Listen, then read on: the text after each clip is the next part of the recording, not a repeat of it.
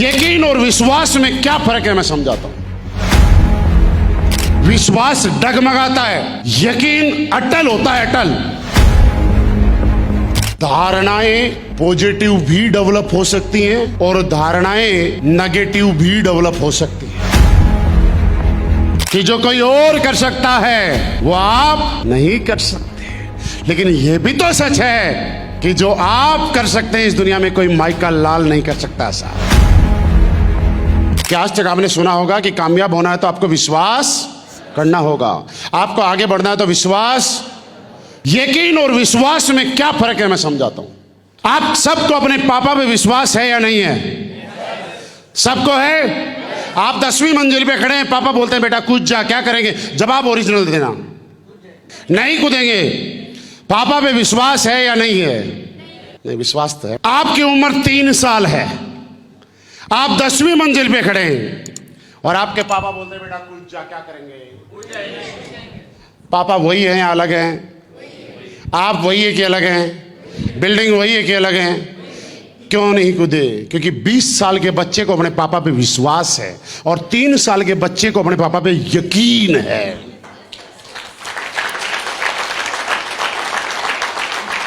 दुनिया में किसी माइकल लाल की हिम्मत नहीं है कि किसी का यकीन को तोड़ के दिखा दे, लेकिन विश्वास कभी भी अटल नहीं होता। ऐसा कैसे बताता हूं।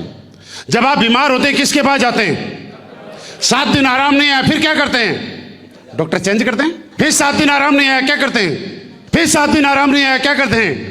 डॉक्टर चेंज करते हैं। डॉक्टर पे विश्वास था या नहीं था? विश्वास था, क्योंकि डॉक्टर MBBS MD है। लेकिन आपकी आस्था, श्रद्धा, समर्पण जिस भी भगवान, अल्लाह, गॉड, वाहे गुरु में है, जिस भी आप मंदिर, मस्जिद, गुरुद्वारे जाते हैं और वहां पे आप नतमस्तक होते हैं, कोई मुराद मांगते हैं और आपकी 15 दिन तक कोई मुराद पूरी नहीं हुई, तो आपका मंदिर, मस्जिद, गुरुद्वारे से विश्वास उठता है क्या? आपका डाउट पैदा होता है क्या? 1 साल तक कोई मुराद पूरी नहीं हुई, फिर भी यकीन अटल रहता है ना। जो भी आदमी हनुमान जी के मंदिर में जाता है, 7 दिन में उसने कोई मुराद मांगी और कोई फायदा नहीं हुआ, तो 7 दिन के बाद में बोला लगता है हनुमान जी के बस की बात नहीं है, अब तो भोले बाबा के चक्कर में जाना पड़ेगा। बोलता है कोई? क्यों नहीं बोला? 1 साल तक कुछ फायदा नहीं हुआ, लेकिन उसके बाद भी उसको उस भगवान पे, अल्लाह पे, वाहे गुरु पे यकीन है, कोई तोड़ नहीं पाएगा। साहब, यकीन जब किसी भी चीज में आपको हो जाता है तो आपको आसपास की छोटी छोटी बातें तुच्छ और अक्षीण लगती हैं। जो भी कमियां, नेगेटिविटी हैं, वो आप पे कभी इफेक्ट नहीं डाल सकती। सावन के महीने में आपने देखा होगा हरिद्वार से लोग कावड़ लेने जाते हैं, जय बोले जय बोले जय बोले। क्या पैरों में दर्द नहीं होता है? पैरों में छाले नहीं होते हैं? आज तक किसी को रोते देखा आपने? किसी रईस, करोड़पति और अरबपति आदमी जिसके घर में 5 स्टार से बढ़िया बेड है, 5 स्टार से अच्छा, बैठने के लिए जगह नहीं मिलती है तो घास पे चद्दर बिछा के सो जाता है। कौन? अरबपति आदमी। लेकिन कभी नहीं कहता सरकार ने खाने का अरेंजमेंट ठीक नहीं किया, दवाई का नहीं किया, पानी का नहीं किया, सोने का नहीं किया। कोई बहाना, कोई शिकायत, कोई कमियां कभी निकालता है क्या? क्या उसको सावन आने पे कोई याद दिलाता है कि देख सावन आ गया जल्दी कर? उसको पहले से याद। रमजान के महीने में, मई जून के गर्म महीना होता है साहब, हम जहां पे 1 घंटे बिना पानी पिए नहीं रह सकते। मुस्लिम भाइयों को आपने देखा होगा सुबह सूर्य उदय के बाद और सूर्यास्त के बीच में 12-13 घंटे के टाइम में पानी पीना तो दूर, थूक तक नहीं गिरते। कहां से आई ये पावर? ये एनर्जी कहां से आई? ये ताकत कहां से आई? क्योंकि उनको यकीन है कि अल्लाह के बनाए हुए दिशा निर्देश, नियम, कायदे, कानून को अगर आपने फॉलो किया तो आपकी हाजिरी अल्लाह के दरबार में लगेगी और आपकी एक एक मुराद पूरी हो जाएगी। जब आपको कोई छोटी सी चोट मार देता है तो आपको दर्द होता है, लेकिन मुहर्रम के टाइम पे लोग सांकल, जंजीर से चोट लग जाती है, बॉडी से ब्लड निकलता रहता है, लेकिन देखना किसी के चेहरे पे सिकन भी दिखाई दे जाए तो कभी, जितना ब्लड निकलता है उतना सुकून नजर आता है। कैसे आई ये पावर? जब आप किसी भी चीज के प्रति यकीन डेवलप करते हैं, आपके अंदर पावर डेवलप हो जाती है। जब आपका समर्पण हो जाता है तो रास्ते में आने वाली परेशानी, दिक्कत आपको इतनी तुच्छ और अक्सर नजर आते हैं कि वो दिखाई तक नहीं देते हैं साहब। तो आज के बाद क्या करना होगा? यकीन। मेरा सवाल क्या था कि डायमंड बनना चाहते हैं, बन सकते हैं तो बनेंगे क्यों नहीं? वो आदमी डायमंड बनेगा जिसको आज यकीन हो जाएगा, और वो आदमी डायमंड नहीं बनेगा जिसका विश्वास यकीन में कन्वर्ट नहीं होगा। बस इसका जवाब ये है। आप बोल रहे थे ना विश्वास नहीं है। विश्वास है तभी तो यहां ताली बजा रहे हो। अगर विश्वास नहीं होता तो यहां बैठ के ताली बजाते। विश्वास नहीं होता तो आराम से सोते। मैं जो बात बता रहा हूं ये नोट करते आप। विश्वास तो है लेकिन यकीन नहीं है। यकीन नहीं है। जिस दिन यकीन हो गया ना, इसको तोड़ नहीं पाओगे साहब। और बताता हूं गहराई से। कई बार आप बीमार हुए, किसी डॉक्टर ने आपका इलाज किया, इलाज करके उसने नया जीवन दान दिया, और उस डॉक्टर के खिलाफ कोई उल्टी सीधी बात बोलता है तो आप सुन लेते हैं, बर्दाश्त कर जाते हैं, ठीक है। लेकिन आप जिस भी मंदिर, मस्जिद, गुरुद्वारे के को मानते हैं, जिस भी भगवान को, अल्लाह को, गॉड को, वाहिगुरु को मानते हैं, अगर उसके खिलाफ कभी कोई उल्टा सीधा बोलता है तो आप जान ले भी लेते हो और जान दे भी देते हो। क्या वहां से नया जीवन दान मिला था आपको? डॉक्टर से मिला था, उसकी बुराई सुन ली, लेकिन मंदिर की बुराई नहीं सुन पाए, मस्जिद की बुराई नहीं सुन पाए, गुरुद्वारे की बुराई नहीं सुन पाए, क्योंकि वहां पे आपका यकीन था। जिस चीज के प्रति यकीन हो जाता है, चाहे वो आपका अपलाइन हो, चाहे कंपनी हो, चाहे सिस्टम हो।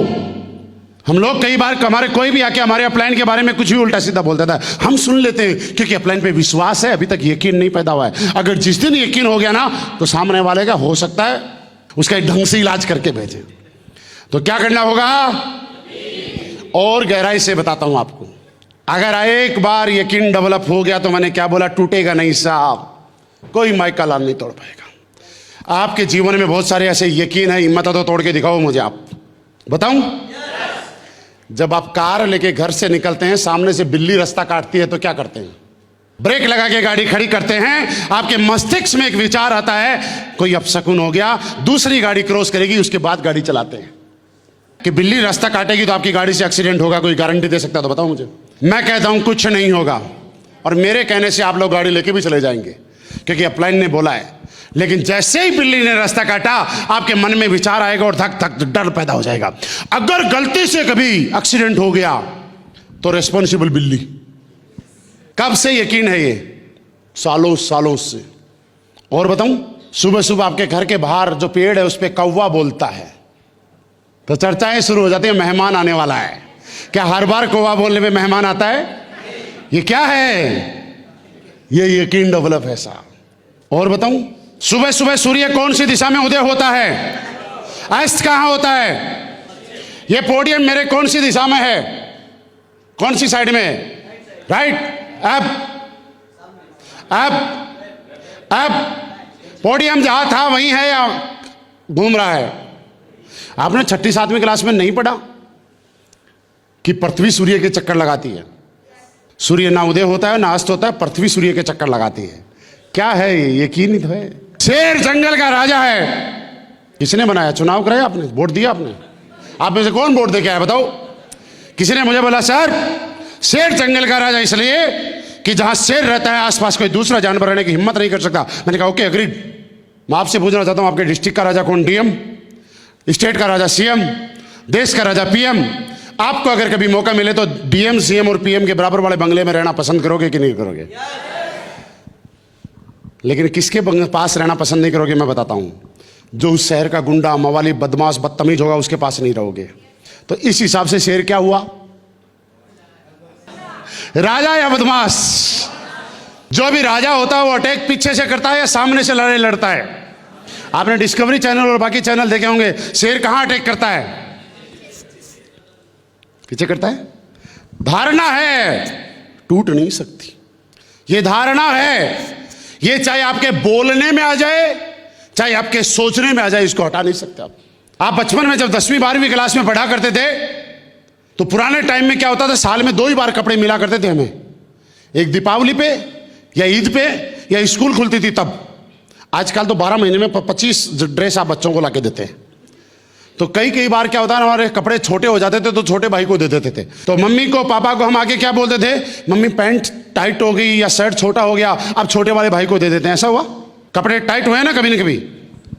आप अपने टेलर से जाके चेक करवा लेना, अगर 42 सेंटीमीटर की पैंट थी तो गारंटी दे रहा हूं अगर 41.5 भी हुई है तो पैंट जितनी थी उतनी ही है।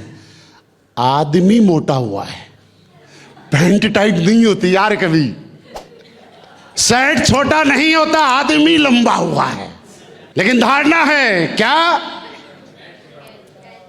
धारणा है, नहीं तोड़ सकते आप। और ये तो हम तो छोटे छोटे आदमी हैं, बड़े लोगों में बताता हूं आपको, यूट्यूब करना, गूगल करना मेरी ट्रेनिंग के बाद। उत्तर प्रदेश के अंदर पिछले 45 साल से कोई मुख्यमंत्री आज तक नोएडा नहीं गया है। आपको शायद पता है कि नहीं पता, मुझे नहीं मालूम। यूट्यूब और गूगल करना। आज कितने बड़े लोगों की बात कर रहा हूं, जिनमें राजनाथ सिंह भी हैं, जिनमें कल्याण सिंह जी हैं, मुलायम सिंह यादव जी हैं, अखिलेश यादव जी हैं, मायावती जी हैं। 45 साल से कोई नोएडा नहीं गया। उत्तर प्रदेश में ऐसी धारणा थी कि कोई मुख्यमंत्री अगर मुख्यमंत्री रहते हुए नोएडा गया तो वो दोबारा मुख्यमंत्री नहीं बन पाएगा। आज तक नहीं गया साहब, यूट्यूब गूगल करके चेक कर लेना आप। पिछले 5 साल पहले उत्तर प्रदेश के वर्तमान मुख्यमंत्री योगी आदित्यनाथ जी 12 से 13 बार नोएडा गए थे। और मैं आपको एक रिकॉर्ड बताऊं, आज तक पिछले 45 साल में कभी कोई सरकार और कभी कोई मुख्यमंत्री रिपीट नहीं हुआ, सिवाय भारतीय जनता पार्टी और योगी आदित्यनाथ जी के अलावा। हम पार्टी को प्रमोट नहीं कर रहे हैं, आप ताली मत बजाओ। हम ना मुख्यमंत्री को प्रमोट कर रहे हैं ना पार्टी को प्रमोट कर रहे हैं, मैं सिर्फ उदाहरण दे रहा हूं। 45 साल से कोई नहीं गया। धारणा थी अगर योगी आदित्यनाथ जी पिछले कार्यकाल में नहीं जाते तो यह धारणा कितने साल में टूटती है बताओ? 100 साल भी लग सकते थे, 200 भी लग सकते थे, हो सकता है कभी टूटी ना पाई हो। इस धारणा को तोड़ने के लिए जिस तरह से उत्तर प्रदेश में योगी आदित्यनाथ जी आए, वैसे ही हमें गरीबी की धारणा को तोड़ने के लिए आप सारे लोग आज इस ट्रेनिंग में आए हैं। अगर आपने यकीन कर लिया तो कभी टूट, तो आज के बाद विश्वास करेंगे या यकीन करेंगे? क्योंकि यकीन अटल रहता है। अपने आप पे यकीन करना है कि मैं कर भी सकता हूं और मैं इससे समझना क्या है वो समझूं।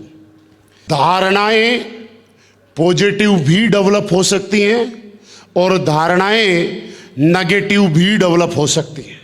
गारंटी नहीं है कि कोई चीज आपके दिमाग में पॉजिटिव डेवलप हो, नेगेटिव भी डेवलप हो सकता है।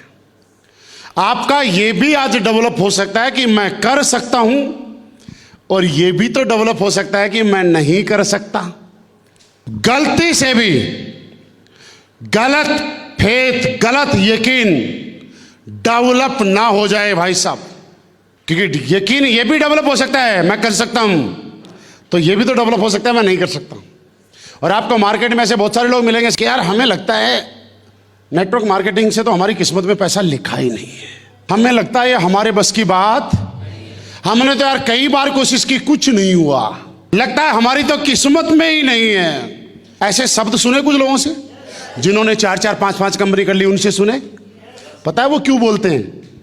उनका यकीन डेवलप हो गया कि मैं नहीं कर सकता, यह डेवलप हो चुका। अब आप कुछ भी कर लो, किसी की गाड़ी दिखा दो, किसी के चेक दिखा दो, किसी का वीडियो दिखा दो और मोटिवेट करके उसे 15,000 रुपए लेकर ज्वाइन भी करा लिया ना, तो 3 महीने बाद उसका विकेट फिर गिरेगा, और गिरे भी होंगे कई के। वो पता है कौन लोग हैं? जिनका यकीन डेवलप हो गया कि मैं कर ही नहीं सकता। मेरे दोस्त, मैं आज आपको यह बताने आया हूं कि गलती से भी कभी अपने दिमाग में गलत यकीन डेवलप मत कर लेना। और गलत यकीन डेवलप कैसे होता है वो मैं बताऊंगा। आज के बाद अगर आप चाहते हैं कि कभी गलत यकीन डेवलप ना हो, तो एक काम करना, अपनी तुलना कभी किसी के साथ मत करना। इस दुनिया में 800 करोड़ लोग हैं, आज तक किसी के फिंगरप्रिंट और आंखों के रेटिना आज तक मैच नहीं किए हैं। इसका मतलब ऊपर वाले गॉड, वाहेगुरु, अल्लाह ने आपको बड़ा सोच समझ के किसी न किसी मिशन के लिए इस धरती पे भेजा है। एक आदमी अपनी तुलना जब किसी और के साथ करता है तो सबसे पहले वो डाउट अपने ऊपर नहीं करता, सबसे पहला डाउट वो उस पे करता है जिसकी उसने लॉन्चिंग की है, जिसने उसको बनाया है। वो अपने ऊपर कभी डाउट मत करना। मेरा अपलाइन तो बढ़िया बोल सकता है, मेरा अपलाइन अच्छा प्लान दे सकता है, मेरा अपलाइन अच्छी ट्रेनिंग दे सकता है, मेरा अपलाइन अच्छी बात कर सकता है, मेरे अपलाइन की पर्सनैलिटी अच्छी है, मेरे अपलाइन की बोलचाल अच्छी है। जीवन में अपनी तुलना कभी किसी के साथ मत करना। ये सच है कि जो किसी और में है वो आप में नहीं है, लेकिन ये भी तो सच है कि जो आप में है वो किसी और में नहीं है। ये सच है कि जो कोई और कर सकता है वो आप नहीं कर सकते, लेकिन यह भी तो सच है कि जो आप कर सकते हैं इस दुनिया में कोई माइकल लाल नहीं कर सकता साहब।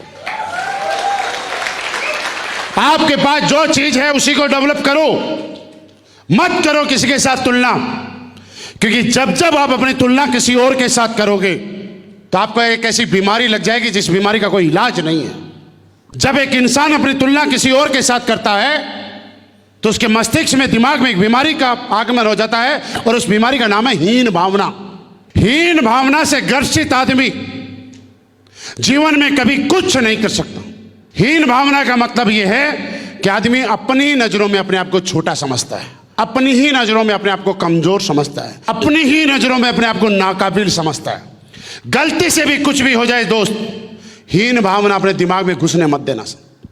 और जैसे ही आपको लगे कमजोर हो, तो एक बात और बता रहा हूं, कभी किसी को इतना कॉपी करने की कोशिश मत करना कि अपनी वास्तविकता ही खत्म कर दो। ओरिजिनल लोहा सोने की फोटोकॉपी से महंगा होता था और महंगा ही होता है। ओरिजिनल लोहे की कीमत सोने की फोटोकॉपी से ज्यादा होती है। आप भले ही लोहा हो, लोहा ही रहो, उसी को डेवलप करो, लेकिन सोने के फोटोकॉपी करने की कोशिश, ना तो लोहा रह पाओगे और ना कभी सोना। समझ में आ गया?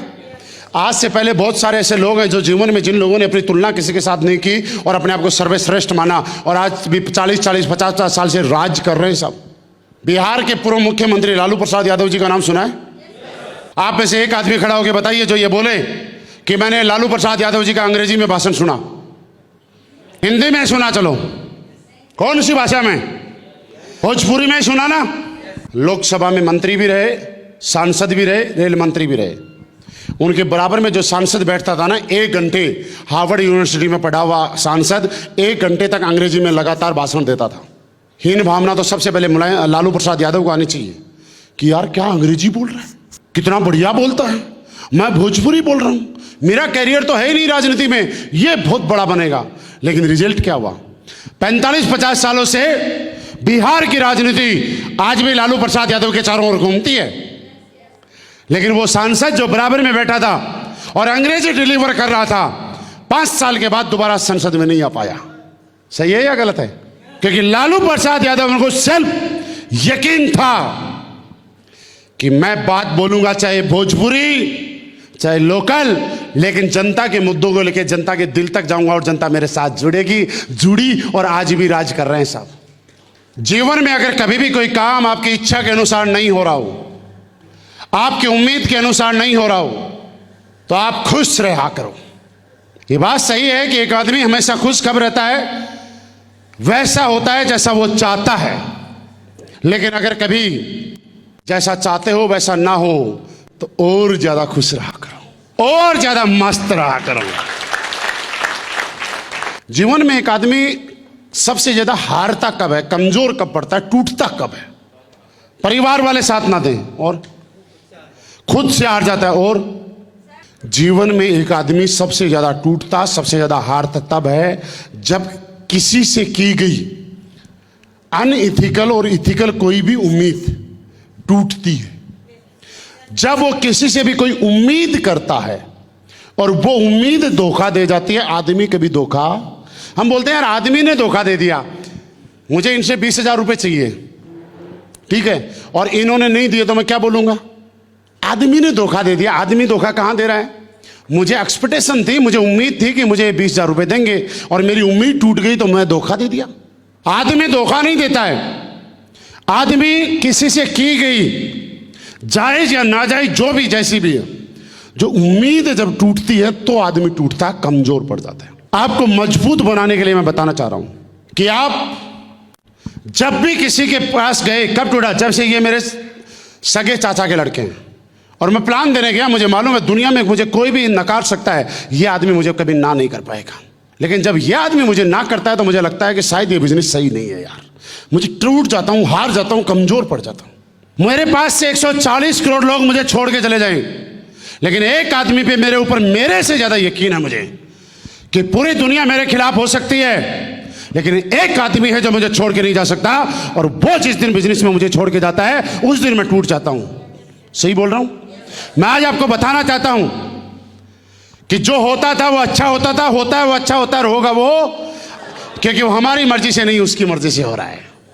आप सिर्फ इतना मानना, जब भी कोई चीज, जब भी कोई काम आपकी इच्छा और आपकी उम्मीद के अनुकूल की बजाय प्रतिकूल हो, तो आप उसको अपनी मर्जी ना समझ के भगवान की मर्जी समझना, क्योंकि भगवान जो करता है ना वो अच्छे के लिए करता था, अच्छे के लिए करता है और अच्छे के लिए ही करेगा। पुरानी एक कहानी बताता हूँ, कहानी नहीं, रियल स्टोरी है। डॉक्टर एपीजे अब्दुल कलाम साहब का नाम सुना आपने? उनकी किताब है, उनकी आत्मकथा, उसमें कभी मौका मिले तो पढ़ लेना आप भी। तमिलनाडु के रहने वाले थे, बहुत गरीब परिवार से थे, तकरीबन सारे लोग जानते हैं।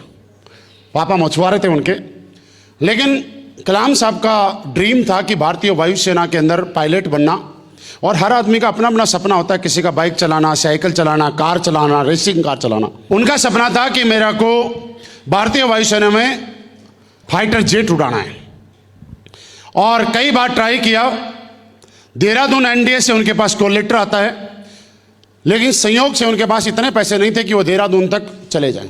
तो कुछ उधार पे पैसे लिए, कुछ ब्याज पे पैसे लिए, इधर उधर से कैसे जैसे करके, और किराए का अरेंजमेंट करके तमिलनाडु से देहरादून पहुंच गए। देहरादून में 25 लोगों को बुलाया गया उस फाइनल राउंड के लिए, और 25 में से 8 लोगों का सिलेक्शन हुआ सर। और बात यह नहीं कि 8 का हुआ, 9वां नंबर कलाम साहब का था। अगर किसी का 12वां नंबर होता है बर्दाश्त कर जाएगा, 18वां नंबर होता है बर्दाश्त कर जाएगा, 22वां नंबर होता है बर्दाश्त कर जाएगा, 25वां नंबर होगा बर्दाश्त कर जाएगा। लेकिन सोच के देखो, जो बिल्कुल पॉइंट पे खड़ा हो, 8 का सिलेक्शन हो गया, जिसका 9वां नंबर हो, उसके लिए बर्दाश्त करना इतना आसान?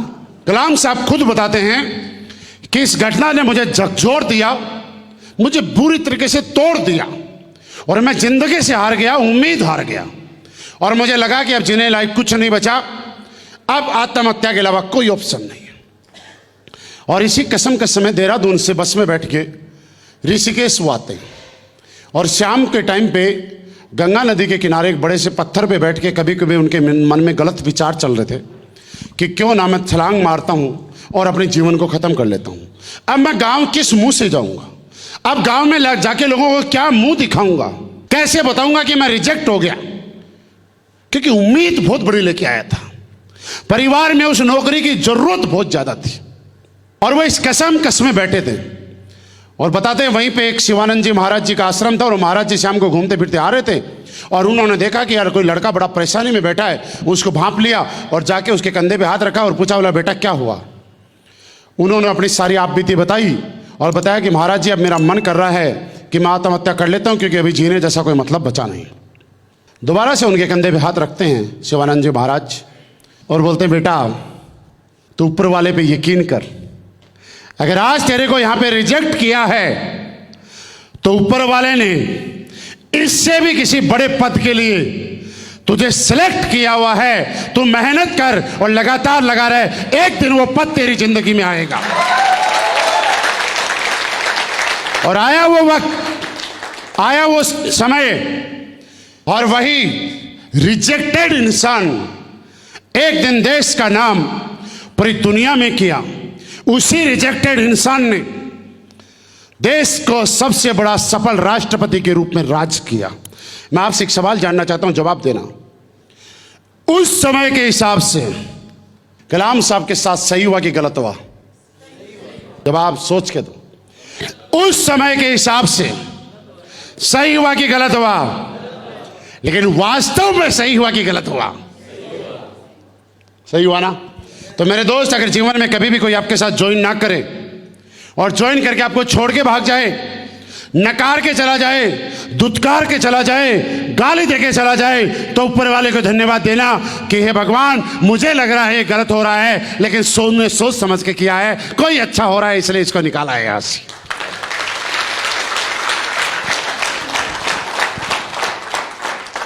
यकीन कीजिए हमेशा, और अगर आज के बाद आप जिसमें मंदिर मस्जिद गुरुद्वारे में जाते हो और कुछ भी मुराद मांगते हो, हाथ जोड़ के अगर मांगना तो एक चीज मांगना मेरे कहने से कि भगवान मुझे इतनी ताकत दे कि जिस चीज को मैं बदल सकता हूं उसको मैं बदल पाऊं। हे भगवान मुझे इतनी ताकत दे कि जिस चीज को मैं बदल नहीं सकता उसको मैं स्वीकार कर जाऊं। आपके जीवन की सारी समस्याएं ऑन द स्पॉट खत्म। समस्याओं पे ये मानो कि मैंने तिल्ली लगा दी। हमारी समस्याएं पता है क्या है? जिस चीज को बदल सकते हैं उसको बदलना नहीं चाहते, और जिस चीज को बदल नहीं सकते उसको बदलना चाहते हो आप। एक अपलाइन और डाउनलाइन का झगड़ा क्या है पता है? एक डाउनलाइन को पर डे अपलाइन को शाम को कॉल करना चाहिए, रिपोर्टिंग देनी चाहिए, आज मैंने इतने प्लान दिए, इतना फॉलोअप किया, इतना ये किया, इतना ये किया। काम डाउनलाइन का बनता है कि नहीं बनता? लेकिन डाउनलाइन में जिद पे अड़ा है, मैं अपलाइन को फोन नहीं करूंगा, और अपलाइन भी जिद पे अड़ा है, मैंने ही तो तुझे प्लान देना सिखाया था, मैंने ही तो तुझे फॉलोअप करना सिखाया था, आज तू एमरल्ड क्या बन गया, मुझे ही आंख दिखा रहा है, तेरे को ठीक करता हूं। फिर अपलाइन क्या करता है? उसके नीचे की टीम को इसके खिलाफ भड़काता है। देखना करते हैं लोग गलती, इसको ठीक करने में इनकी टीम को खिलाफ भड़काता है। मेरे दोस्त, आपको पता है कि आप अपने आप को बदल सकते हो, किसी और को नहीं बदल सकते। किसी दूसरे को ठीक करने के चक्कर में अपने बिजनेस को खराब मत करो। मुझे मालूम है ये आदमी मुझे फोन नहीं करेगा, तो ये भगवान इतनी ताकत दे कि जो बदल नहीं सकता उसको स्वीकार कर जाऊं। स्वीकार कर लो, नहीं करेगा।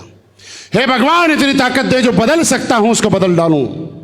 मेरी तरफ से टंग टंग टंग फोन लगा दो, और ये दिमाग में पॉजिटिव विचार बैठाओ कि अगर ये मुझे फ़ोन करते तो अपने कंफर्ट के हिसाब से फ़ोन करते, लेकिन मैं फ़ोन कर रहा हूँ तो मेरे फ्री टाइम के हिसाब से फ़ोन कर रहा हूँ। फ़ायदा किस में? मेरे करने में या इनके करने में? अपने मन को समझाना ही तो है यार। हम लोग क्या करते हैं? दूसरों को ठीक करने की। एक चीज़ और बता रहा हूँ, आज के बाद अगर आपकी टीम में, आपके घर में कभी भी कोई चीज़ आपकी इच्छा के अनुरूप नहीं हो रही हो, तो एक गलती और हम लोग करते हैं, वो कभी मत करना। कभी भी किसी की गलतियां निकाल के ठीक करने की कोशिश मत करना। अगर किसी को ठीक करना है ना, तो पहले उसको उठा के अपने बराबर लाओ, ऐसे तारीफ करके लाओ, फिर ठीक कर दो। कई बार हम लोग अपलाइन डाउनलाइन प्लान देने जा रहे हैं, और डाउनलाइन ने प्लान दिया, अच्छा नहीं दिया, और वहीं पे अपलाइन क्या कर रहे हैं? 6 महीने से समझा रहा हूं, तुझे ये भी नहीं पता और 2 लोग भी क्या बोलते हैं। वो गेस्ट किसका था? इनका। और मैंने डांट किसको दिया? क्या लगता है वो गेस्ट कभी इनके साथ ज्वाइन करेगा? मैंने ज्वाइन करने के रास्ते खत्म कर दिए। ठीक है ना, प्लान खराब दे रहे हैं, मैं फॉलोअप करने के लिए बैठा हूं ना, ये जितनी गलती करेंगे मैं लास्ट में फॉलोअप में कवर कर लूंगा। जैसे ही बाहर आए कंधे पे हाथ रखो, वाह यार क्या प्लान दिया तूने। आपका प्लान सुन के तो ना मेरा दोबारा ज्वाइनिंग लेने का मन कर रहा था। क्या और मुझे नहीं लगता इतना शानदार प्लान किसी को देने के बाद कोई मना कर सकता है। बस आपने जो ऑर्थोडॉक्स पे बात बोली थी ना, उसको थोड़ी सी चेंज कर लेना, हो गया काम। अब इसको खराब करके इनकी कमियां बताने की जरूरत क्या है यार। ज्यादातर लोग यहां पे, कौन बोला था घर वाले सपोर्ट नहीं करते, घर को भी ठीक करने का तरीका बताता हूं आपको। ज्यादातर लोग क्या करते हैं, बड़ी उम्मीद के साथ जाते हैं कि घर में जैसे ही घुसेंगे उनकी वाइफ बढ़िया सी अदरक और इलायची वाली चाय पिलाने वाली है, उनको बढ़िया से तड़के वाली दाल मिलने वाली है। अब चाय मर्जी के मुताबिक आई नहीं, दाल मर्जी के मुताबिक आई नहीं, तो आदमी का क्या ना, गुस्सा एकदम से आ गया। और वाइफ को पता क्या बोलेगा? तेरे माँ बाप ने कुछ सिखाया कि नहीं सिखाया? कहाँ डाले 30 साल, आज तक तेरे को ढंग की चाय बनाने नहीं आती, और फेंक देता है उसको। मैं गारंटी देता हूं अगले दिन चाय और खराब मिलेगी। चाय कैसी भी मिले साहब, पहले आना पीना बड़ी बेकार।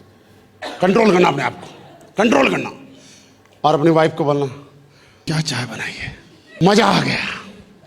मैं जिम कॉर्बेट भी गया, जैसलमेर भी गया, गोवा भी गया, थाईलैंड भी गया, दुबई भी गया, मनाली भी गया, कोडलिया क्रूज भी गया, ताज में भी गया, मैं यहाँ भी गया, वहाँ भी गया। लेकिन सच बताऊँ, तेरे हाथ की चाय में जो स्वाद है ना, दुनिया में कहीं नहीं है। और मुझे तो ऐसा लग रहा है ये स्वाद चाय में नहीं है, ये तेरे हाथों का ही जादू है। जैसे ही वाइफ खुश होके साइड में जाए, पीछे से फेंक दो, क्योंकि चाय तो पीने लायक, लेकिन ये गारंटी है अगले दिन बहुत बढ़िया चाय मिलेगी। क्योंकि वाइफ को लगेगा कि जब मैंने चाय बिना मन से बनाई तो इतनी तारीफ मिली, तो कल जब मन से बनाऊंगी तो कितनी तारीफ मिलेगी। चल इलायची डालते हूँ, चल अदरक डालते हूँ। और मैं बता रहा हूँ कि आपके घर का खाना, सब्जी, दाल कल से इतना टेस्टी मिलना शुरू हो जाएगा ना कि मजा आ जाएगा सर। आप ये मत बोला कि क्या दाल बनाई है, क्या सब्जी बनाई है, आप खराब और कर लोगे। तो जब भी किसी को ठीक करना है ना, तो तारीफ करके ठीक करना है। कभी भी किसी की गलतियां बता के ठीक करने की कोशिश मत कर लेना, खराब कर लोगे सब, अपने समाज में, अपने परिवार में, घर में और बिजनेस में।